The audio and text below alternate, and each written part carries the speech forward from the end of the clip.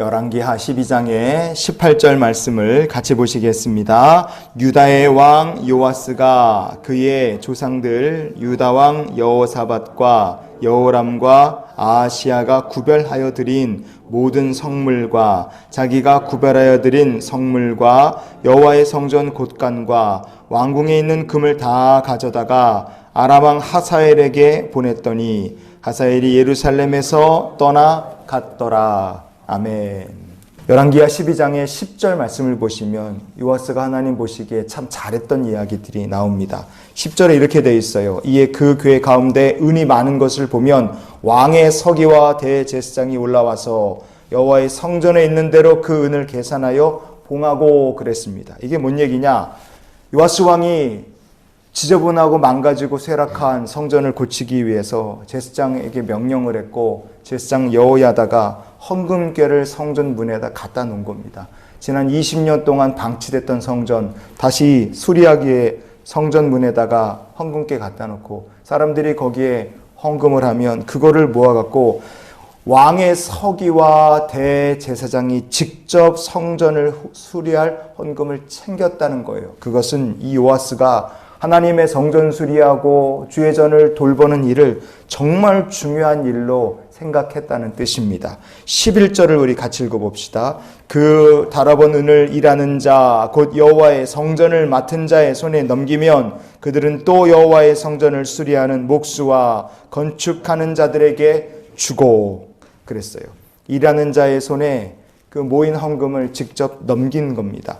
하나님께 드려진 헌금이 엉뚱한 데 쓰이지 않도록 그리고 우선순위를 정해서 잘 지혜롭게 쓰도록 이 요아스가 그렇게 헌신적으로 일을 한 거예요. 그리고 열왕기하 12장의 16절도 이어서 봅니다. 속건제의 은과 속죄제의 은은 여호와의 성전에 드리지 아니하고 제사장에게 돌렸더라 그랬습니다. 하나님을 섬기고 성전을 섬기는 것도 그거는 이제 따로 일하는 자들의 손에 정확하게 돌려주고 그 외에 제사장들을 위해 섬기고자 하는 것들도 하나도 남김없이 이렇게 줬습니다.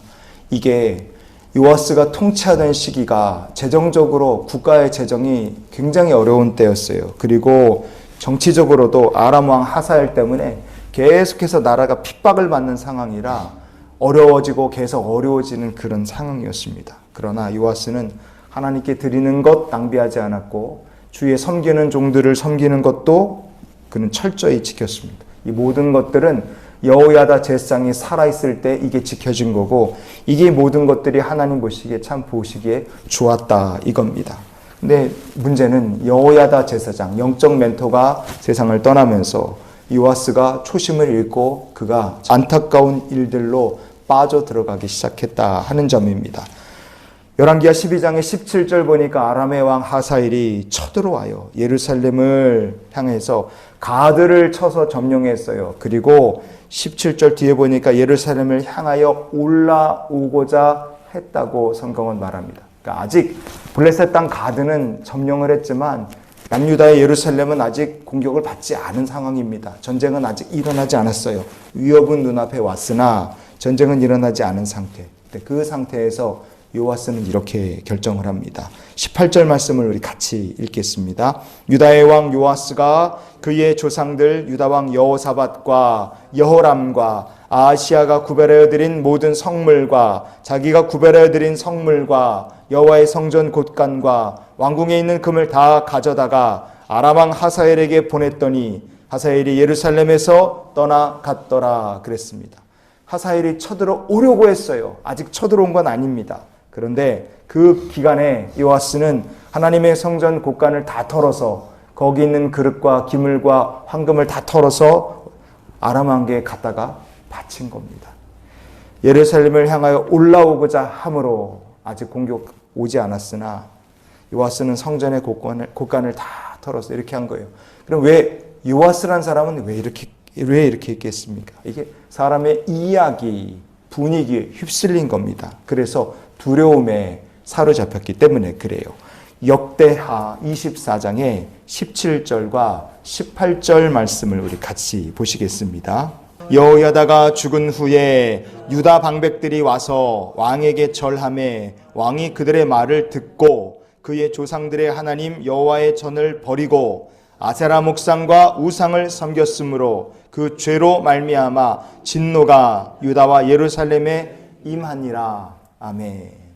여러분, 여기에 왜 하사엘이 쳐들어오고 왜 요아스의 삶이 그렇게 용두사미가 되는지 그 원인이 여기에 다 적혀 있습니다. 제사장 여호야다가 죽은 다음에 유다 방백들이 와서 요아스를 찾아왔어요. 이 사람들이 뭘 부탁하느냐? 우리가 두렵고 걱정이 된다. 아람이 쳐들어올 것 같은데 이 사람들이 쳐들어온 걸 막자. 그래서 뭘 제안하느냐? 아람 사람들이 섬기는 우상 우리가 섬겨서 믿는 신이 같으니 전쟁하지 않고 쳐들어오지 않지 않겠느냐. 그런 차원에서 이들이 아람의 우상을 믿자고 요아스 왕을 꼬드기는 겁니다. 이게 사람의 얘기예요. 근데 그 왕이 그들의 말을 들었다. 17절에 그렇게 얘기합니다. 아람 사람들이 믿는 신을 믿으면 우리 공격하지 않겠느냐. 믿는 신이 같은데 설마 우리를 공격하겠느냐. 나름 합리적이고 그럴듯해 보이는 판단입니다. 그러나 여기서 결정적인 게 뭡니까? 진짜 두려워하고 믿어야 될 하나님은 버렸고 두려워하지 않아도 될 사람을 두려워한 결과 요아스는 결국 하나님의 말씀에 귀를 닫아버리는 인생이 됩니다. 우상을 섬김으로 그 죄로 말미암아 진노가 유다와 예루살렘에 임하게 됐다 그랬어요. 그 역대하 24장의 24절, 25절 같이 보시겠습니다. 아람 군대가 적은 무리로 왔으나 여호와께서 심히 큰 군대를 그들의 손에 넘기셨으니 이는 유다 사람들이 그들의 조상들의 하나님 여호와를 버렸습니다. 이와 같이 아람 사람들이 요아스를 징벌하였더라. 요아스가 크게 부상하며 적군이 그를 버리고 간 후에 그의 신하들이 제사장 여호야다의 아들들의 피로 말미암아 반역하여 그를 그의 침상에서 쳐 죽인지라. 다윗성에 장사하였으나 왕들의 묘실에는 장사하지 아니하였더라. 정말 안타까운 얘기입니다. 한 사람이 몰락해도 이렇게 몰락할 수 있구나. 우리가 여기서 요아스를 보면 알 수 있어요.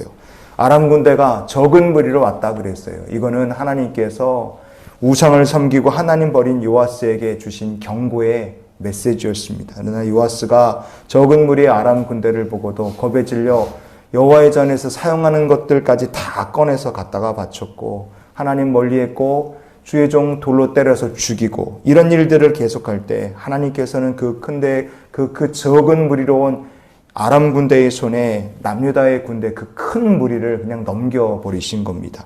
이거를 징벌했다 성경은 말해요. 그러나 요아스는 정신을 못 차렸어요. 아람 군대에게 얻어터지고 아주 크게 부상을 당한 요아스를 아람 사람들이 버리고 갔습니다. 이런 전쟁은 있을 수가 없어요. 상대방의 왕을 잡았는데 그 사람을 크게 부상 입히고 그냥 버리고 간다? 이건 말이 안 되는 일이죠. 하나님께서 회개할 기회, 목숨을 부지하고 다시 밑바닥에서 시작할 기회를 주신 겁니다. 그러나 안타깝게도 목숨이 붙어서 예루살렘으로 왔으나 요아스는 회개하지 않습니다. 그리고 그는 결국에 여호야다의 아들들의 피로 말미암아서 부하들의 배신을 당해 죽습니다. 하나님께서 그의 죄값을 경책하신 거예요. 그래서 역대하 24장의 27절은 이렇게 요아스의 삶을 얘기합니다. 요아스의 아들들의 사적과 요아스가 중대한 경책을 받은 것과 여러분 이게 참 안타까운 일이죠. 그 뒤에 보면 요아스가 한 일, 잘한 일 나옵니다. 왜 용두사미가 됐는지 요아스의 인생을 한마디로 얘기하고 있어요. 그의 삶이 초심을 잃었습니다. 그래서 마지막이 그렇게 하나님 버리고 죄악길로 폭주했기 때문에 요아스의 삶이 그렇게 안타까운 삶이 될 수밖에 없었어요. 여러분 우리가 초심을 지키는 성도가 될 수 있기를 원합니다. 믿음의 시작 주님께서 은혜 가운데 시작하게 하셨다면 우리 믿음의 마지막도 주의 은혜 가운데 믿음의 승리자가 되는 저와 여러분이 될 수 있기를 원해요. 그래서 이런 기도로 우리가 오늘 하루의 삶을 살았으면 좋겠습니다. 주님 모든 상황 속에서 끝까지 견디고 이길 수 있는 믿음을 주시옵소서. 마태복음 24장의 13절에 그러나 끝까지 견디는 자는 구원을 얻으리라 주님 말씀하셨습니다. 요아스가 사람 두려워하지 않았다면 그가 끝까지 견디는 자가 됐을 거예요. 믿음의 초심을 잃어버린다는 것은 우리의 삶이 복받을 인생에서 경책받을 인생으로 굴러 떨어진다는 것을 뜻합니다. 저 여러분의 삶이 오늘 두려움에 무너진 요아스와 같은 삶이 아니라 하나님만 담대히 의지하여 주께서 주시는 승리와 은혜를 누리는 귀한 삶이 되시기를 예수님의 이름으로 축원을 드립니다.